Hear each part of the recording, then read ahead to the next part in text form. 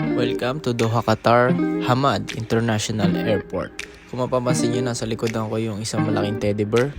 That is actually one of the iconic place here sa loob ng Hamad Airport. Ayun. So, mamaya pa naman yung flight ko, kaya samahan nyo muna ako mag-ikot-ikot dito sa loob ng Hamad Airport.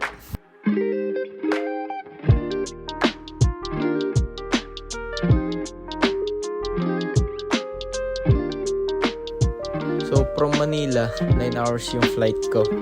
So, connecting flight ko is Doha, Qatar to London, Gatwick. So, yung flight ko kanina from Manila to Doha, Qatar is 9 hours and 30 minutes. So, yun, kaya nakakapagod.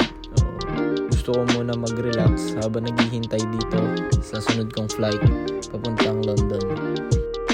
So dahil pagod nga ako at gusto kong mag-relax, meron ditong isang lugar sa Doha, Qatar na para sa mga marino, Mariner Lounge yung tawag dito. So ayan, papasok tayo sa loob. Para sa mga bagong seaman, ito, kung may connecting flight kayo na medyo matagal pa, hanapin nyo to. Punta lang kayo dito. Masarap dito humigop ng mainit na tsaa. Napagtanong nyo na lang kung paano pumunta dito, madali naman tumatagpuan.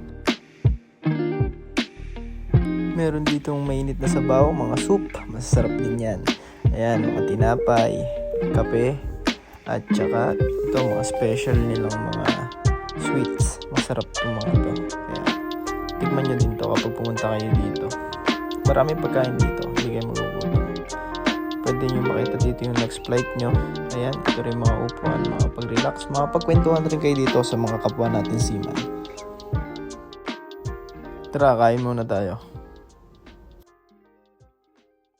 Ayun lang mga kabaro. So mag-ingat kayo parate at gabayan kayo sa ating paglalayag. Salamat sa Diyos.